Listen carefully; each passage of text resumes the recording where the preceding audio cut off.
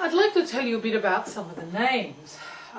When I came to be writing Thomas Trew and the Hidden People, I got names from a bit everywhere actually. I told you about Dictionary of Fairy Tales, Catherine Briggs's book, which I got lots of lovely names out of. But also I looked up names and just things that sprang to mind. For instance, the name of Adverse Camber the Dwarf came about from a road sign. We were going along in Britain once, and lots of times they'd been doing roadworks or something like that, and there was signs saying Adverse Camber, which means there was a tilt to the road. And I immediately thought, that's someone's name. That's a really good name for a dwarf. And immediately this picture of Adverse Camber sprang into my head, complete with his car, Metallicas, which groans and moans and complains all the time. Angelica Eyebright's name came out of a poster which I saw once, which was a poster of herbs. And Angelica and Eyebright are both herbs. And I thought, that sounds like someone's name, someone really bright and cheerful and so on. And that's exactly what Angelica Eyebright is like. I like names to really suit the character. And then there were things like, for instance, there was Monotype Eberhard, the bookseller, and that comes out of two print things. They call that print sizes and print types, Monotype Eberhard, and there's many other things like that. Cumulus Zephyrus, the baker, is called that because he's an Ariel, and because Ariels are often to do with clouds, and many of the Ariels have names that are to do with clouds, like Nimbus and Cirrus and Cumulus and things like that.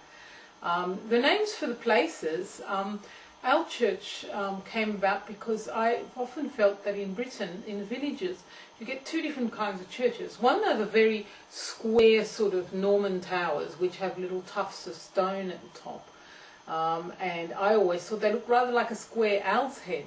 And the others are very pointy ones, and with like needles almost. And originally I was going to call the two villages Owl Church and Needle Church.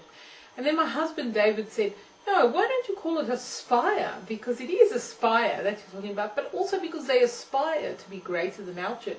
I thought that was a brilliant idea, and I took it up straight away. He also actually made up the name for the River Riddle.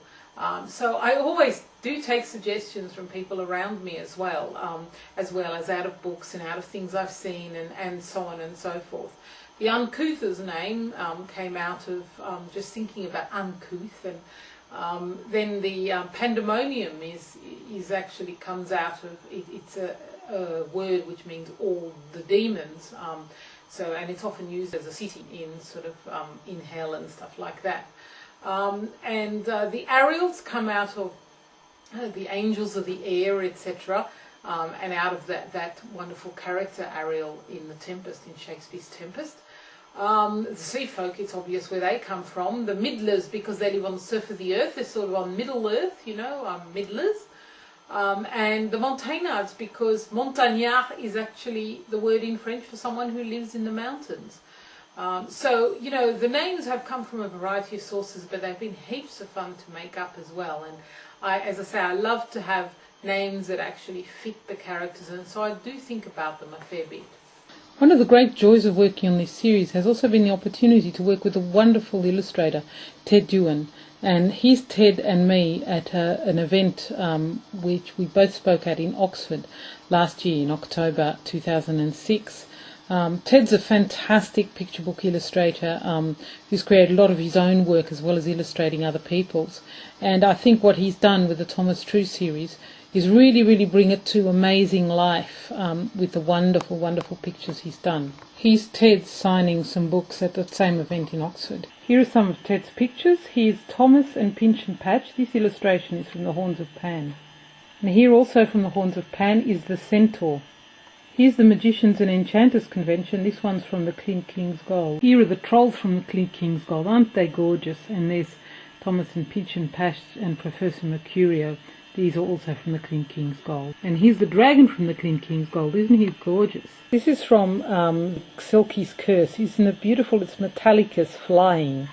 This is a lovely picture also from the Selkie's Curse, showing some of the underwater people. This is a fantastic illustration also from the Selkie's Curse, which shows the old bookseller, Monotype Eberhard from Alchurch, who is charming a wicked book out of its basket. It's a book called Maldict, and it's a book of curses In the hidden world, books are a bit like animals. They behave rather like animals. So there's some dangerous ones and some pleasant ones and so on. And this one's a very nasty one indeed. The lovely colour illustrations, the covers have been done by Dan Andreasen. The Thomas Trew series has been a very magical one right from its beginning in that dream. One of the wonderful things that happened was meeting the real Thomas Trew. Yes, one day I got an email out of the blue by a boy called Thomas Trew, who comes from Ramsgate in Kent, and he told me he couldn't believe it that he had the same name as my character. And when I went to Britain in October 2006, I met him and all his family, and we did a wonderful event at Waterstones, which was attended by all the media. It was quite amazing. BBC and ITV and so on turned up for it.